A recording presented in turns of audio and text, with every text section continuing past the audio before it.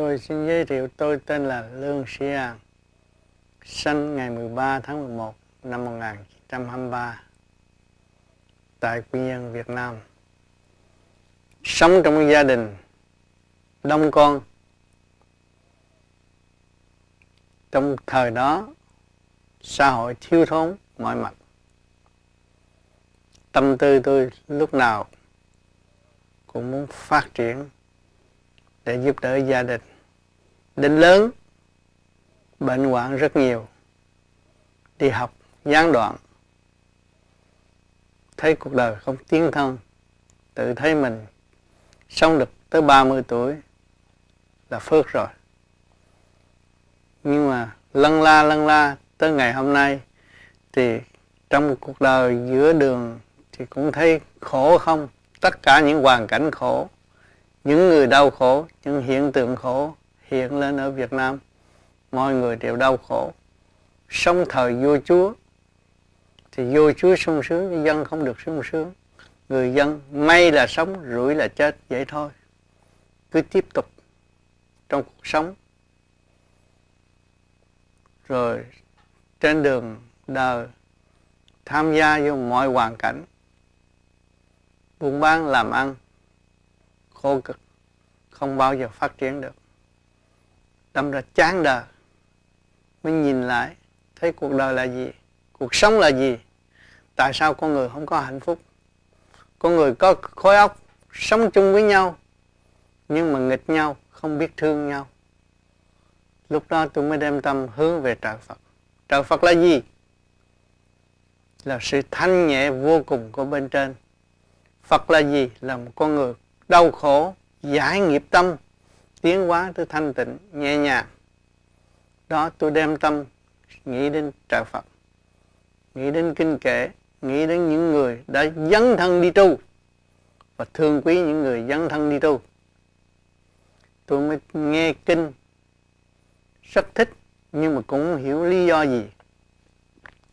Từ đó có suy tư mãi, mới nhìn thấy người bạn tôi mặt mày càng ngày càng sáng lạng, mắt càng ngày càng sáng, thấy nói chuyện rất thông minh. Tôi mới hỏi người làm sao mà được như vậy. Người đó mới cho tôi biết rằng tôi tu. Nhưng mà tôi hồi đó là thích ăn chơi, đâu có cần cái chuyện tu. Nhưng nghe tới tu mình cũng chán nản. Tu là gì? Không hiểu. Thì người bạn đó nói tôi sẽ giới thiệu cho anh biết ông thầy dạy tôi tu là ông Đỗ Thuần Hậu ở 93 Phan Thanh Giảng Đã Cao. Thì người bạn tôi hứa đưa tôi đi đến đó, tôi cũng cùng đi. Đi và tôi gặp người già mà mắt rất sáng, óc rất thông minh, nói chuyện trời Phật, núi non, đủ chuyện, nhưng mà tôi không hiểu gì hết. Nói chuyện tôi hồi lúc nhỏ, Ngài nói cũng rất rõ ràng. Nói tôi hồi nhỏ gia đình thích trang bị cho tôi thành một người con gái ăn mặc đồ đầm. Mọi người yêu thương và giúp đỡ tôi rất nhiều. Nhưng mà tôi thấy lạ, làm sao ông biết được cái chuyện hồi tôi còn nhỏ. Thì người này chắc thanh nhẹ hơn. Rồi từ đó tôi mới đi tìm tại sao người này có thể hiểu được nhiều chuyện, cũng là con người hiểu được nhiều chuyện như vậy. Thì tôi tầm đến Ngài và tìm hiểu. Muốn tìm hiểu phải đem tất cả những cái gì ở trên đời này mà người ta cho là hay tới thử. Tôi có một người bạn biết thôi miên và một người biết về bùa phép. Hai người đó đồng đi với tôi. Đi đến thăm Ngài. Thì người tuổi trẻ đó nói, ông ngồi, ông nghiêm chỉnh đi, tôi sẽ thôi miên ông. Thì lúc đó người đó thôi miên. Thôi miên một hồi, ông cụ nói tôi già tội nghiệp, có làm gì làm lỗi đâu mà ông thôi miên tôi. Thì ông kia ông cứ việc thôi miên, ông nói ông già ngồi đó, tôi thôi miên một chập thì ông cảm thấy con mắt ông đỏ. Và ông nhìn tất cả trời đất đều là màu đỏ. Ông sợ quá. Ông mới ông nói tiếng Trung Hoa, ông nhờ tôi dịch lại với ông cụ, nói rằng nhờ ông cụ không nên cho con mắt ông hư. Thì tôi nói ông làm chứ tôi đâu có biết gì đâu mà nói. Ông có biết nói tiếng Việt Nam, ông nói với ông. Rồi ông cũng năn nỉ ông cụ giúp đỡ. Thì ông cụ chỉ cười. Ông nói tôi đã nói với ông rằng tôi già không làm được việc gì, ông không nên hại tôi. Nhưng mà ông hiểu điển là gì chưa? Lửa là gì chưa?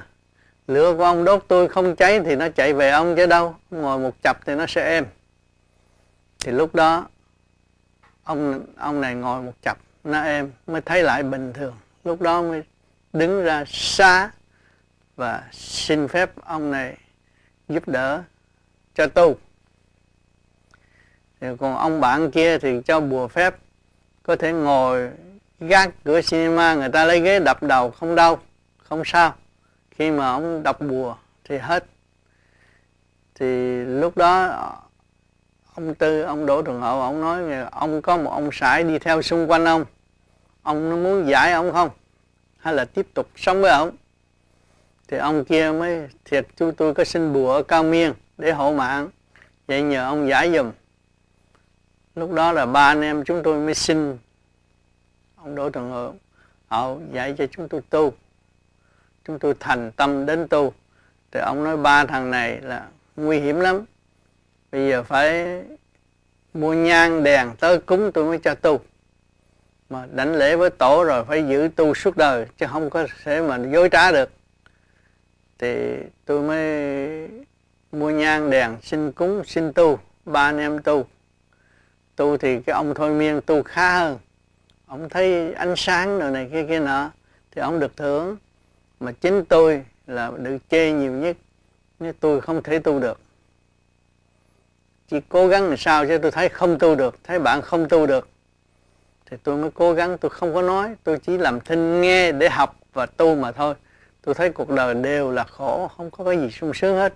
Tôi chỉ âm thầm lo tu, tu ngày tu đêm, tu một mình, tu cho đến gia đình phản đối, không ai thương đến tôi.